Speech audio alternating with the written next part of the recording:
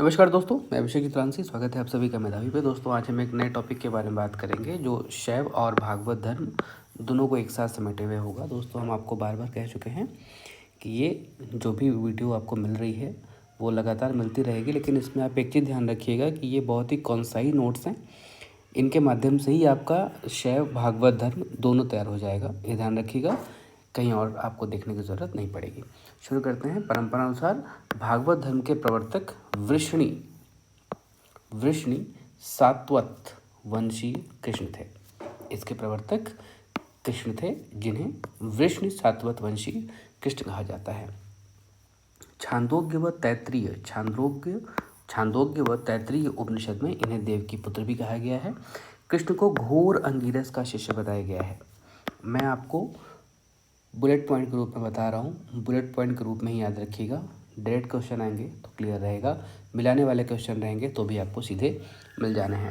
ऋग्वेद में विष्णु का उल्लेख आकाश देवता के रूप में किया गया है। यूनानी राजदूत मेगस्थनीज के अनुसार सूरसेन मथुरा को कहा जाता था। प्राचीन समय में सूरसेन यानी कि मथुरा के लोग हेराक्लीज के उपासक थे। हेराक्लीज का मतलब कौन?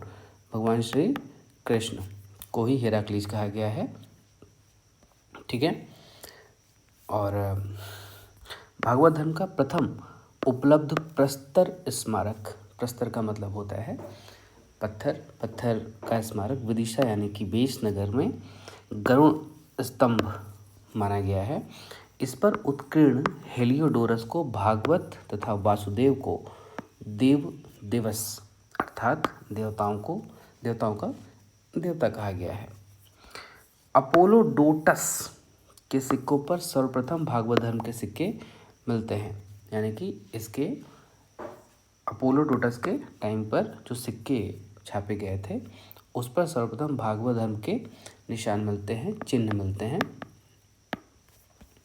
कुषाण शासक होविष्क तथा वासुदेव द्वारा विष्णु पूजा का पता चलता है कि वो विष्णु की पूजा भी करते थे। गुप्त नरेश वैष्णव मतानुयायी थे, इसे इन्होंने अपना राजधर्म भी बना रखा था। अधिकांश गुप्त शासक परम भागवत की उपाधि धारण करते थे। ये इंपॉर्टेंट है, ध्यान रखिएगा।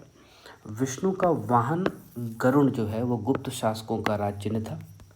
मेहरालू स्तंभ में उल्लेखित है कि चंद्रगुप्त सेकंड विष्णुपद पर्वत पर विष्णु ध्वज की स्थापना कराई थी। जूनागढ़ लेख से ज्ञात होता है कि चक्रपालित ने सुदर्शन झील के तट पर विष्णु की मूर्ति स्थापित कराई थी। देवगढ़ की मूर्ति में विष्णु को शेषशायी यानी कि शेषनाग के द्वारा बनाए हुए बिस्तर यानी कि शेषनाग स्वयं बिस्तर बन के जो लेटे हुए हैं उस पर जो है कि विष्णु जी लेटे हुए हैं। देवगढ़ की मूर्ति में विष्णु को शेषशायी पर विश्राम करते हुए उत्कीर्ण किया गया है। अमर सिंह के अमरकोश यानी कि अमरकोश किसके द्वारा लिखित है? अमर सिंह द्वारा। अमर सिंह के अमरकोश में विष्णु के 42 नामों का उल्लेख है। वेंगी के चालुक्य वैष्णव मत मानने वाले थे और इनका राज चिन्ह भी गरुण ही था। राष्ट्रकूट नरेश दंती दुर्ग ने एलोरा में दशावतार मंदिर का निर्माण कराया था। सीधा क्वेश्चन पूछता है, एलोरा का दशावतार मंदिर का निर्माण किसने कराया? तो आपको पता है, दंती दुर्ग ने कराया। अलवार कौन है? विष्णु को मानने वाले यानी कि जो वैष्णव धर्म को मानने वाले हैं वो अलवार कहे जाते हैं। ऐसे संत अलवार कहे जाते हैं। अलवारों ने दक्षिण भारत में इसका प्रचार किया। किसका? भागवत धर्म का। और अलवार का एक और अर्थ होता है ज्ञानी व्यक्ति। अलवार संतों की संख्या 12 है, जिनमें एकमात्र जो महिला हैं, जिनमें एकमात्र महिला साध्वी हैं, उनका नाम आंडाल है। पुराणों में विष्णु के दशावतारों की चर्चा है, जिसमें कल्की यानी कि कली भविष्य में होने वाला अवतार है। विष्णु ने दैत्यराज्य हिरण्याक्ष से पृथ्वी को मुक्त कराने हेतु वराह का रूप लिया था। भागवत अथवा पांच रात्र धर्म वासुदेव कृष्ण के साथ 3 अन्य लोगों की भी पूजा की जाती है। कौन कौन है उसमें 3 और लोग कृष्ण के साथ और किसकी पूजा की जाती है? वो 3 का नाम यहाँ लिखा हुआ है। शंकरषण यानी कि बलराम, जिनको हलधर भी कहा जाता है, वसुदेव और रोहिणी से उत्पन्न पुत्र हैं। प्रद्युम्न कृष्ण और रुक्मिणी से उत्पन्न पुत्र हैं। अनिरुद्ध प्रद्युम्न से उत्पन्न पुत्र हैं। इन चारों को चतुर्व्यूह की संज्ञा दी जाती है। वायु पुराण में शाम्ब, कृष्ण और जाम्बवती से उत्पन्न पुत्र को मिलाकर इन पांचों को पंचवीर कहा गया है। कंफ्यूज नहीं होना है। 5 रात धर्म में वासुदेव कृष्ण के साथ 3 अन्य लोगों की पूजा होती है, जिनमें प्रथम है शंकर्षण यानी कि बलराम, द्वितीय है प्रद्युम्न जो कृष्ण और रुक्मिणी के पुत्र हैं, अनिरुद्ध जो प्रद्युम्न से उत्पन्न पुत्र हैं। ठीक है, और इन चारों को चतुर्व्यूह की संज्ञा दी जाती है।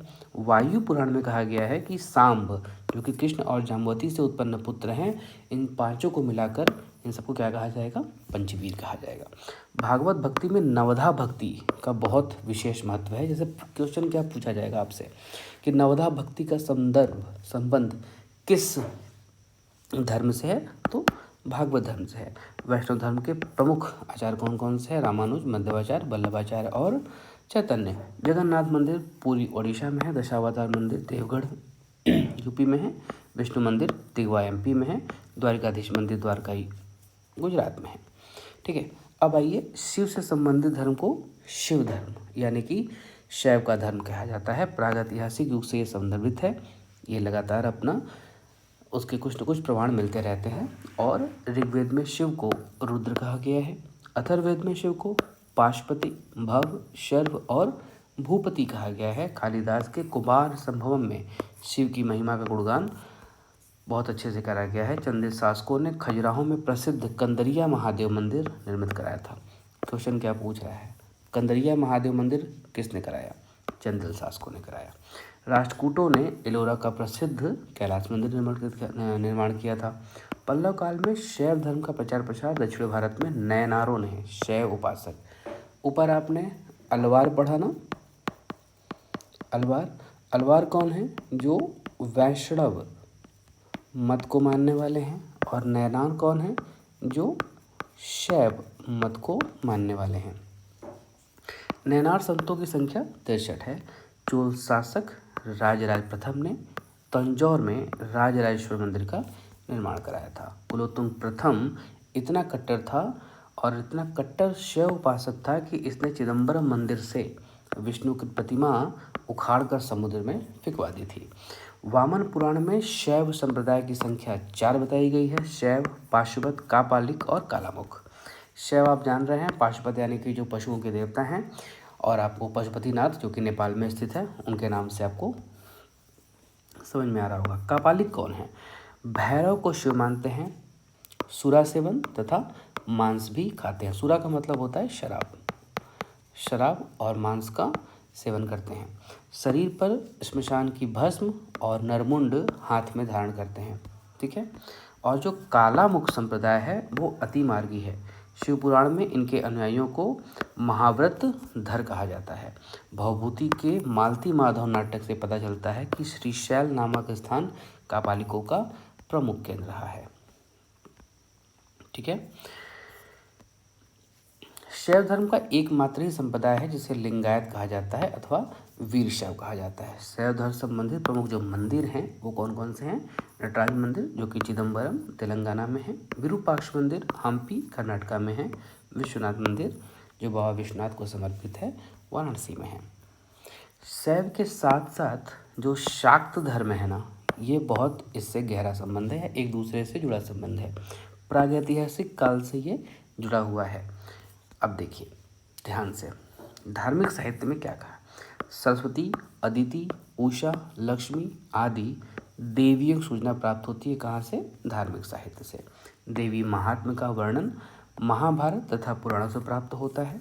देवी उपासना 3 प्रकारों से करी जा सकती है और देवी उपासना के 3 रूप भी हैं। जैसे पहला है शांत या सौम्य रूप। इसकी प्रतीक कौन है? उमा, पार्वती और लक्ष्मी। जैसे वैष्णो देवी जम्मू कश्मीर का जो मंदिर है वो माता रानी के सौम्य रूप का प्रदर्शन करता है। ठीक है, दूसरा है उग्र या प्रचंड रूप, और इस उग्र या प्रचंड रूप की जो प्रतीक हैं वो कौन है? चंडी हैं, दुर्गा हैं, भैरवी हैं, कापाली हैं। कापालिक संप्रदाय इन्हीं की आराधना करता है। काली देवी का मंदिर जो कोलकाता में है उग्र रूप को संदर्भित करता है। काम प्रधान रूप, ये तीसरा प्रकार है काम प्रधान रूप। असम का कामाख्या देवी मंदिर काम प्रधान मंदिर का प्रतिनिधित्व करता है और जो कौल मत को मानने वाले लोग हैं वो उनका प्रसिद्ध केंद्र है। ये आपका इम्पोर्टेंट है, ध्यान रखिएगा। वैष्णो देवी मंदिर कहाँ है? जम्मू में है। विंध्याचल मंदिर कहाँ है? मिर्ज़ापुर में है। और विंध्याचल जगह का नाम है लेकिन मिर्ज़ापुर में स्थित है। और यहाँ पे माँ विंध्यवासिनी का मंदिर है, ठीक है। माँ विंध्यवासिनी का मंदिर विंध्याचल के नाम से फेमस है जो कि मिर्ज़ापुर में है। 64 योगिनी का मंदिर भेड़ाघाट एमपी में है। पार्वती मंदिर नचना कुठार एमपी में स्थित है। अब आपको क्या देखना है? आपने शैव देखा, भागवत देखा, साथ ही साथ आपने देखा शाक्त धर्म। या शाक्त कोई धर्म नहीं है, शाक्त बेसिकली देवियों से संबंधित जानकारी प्रदान करता है, ठीक है। तो आज के लिए इतना ही, मिलते हैं किसी और नेक्स्ट वीडियो में। किसी प्रकार की कोई समस्या होने पर आप मुझे नीचे कमेंट में लिख सकते हैं।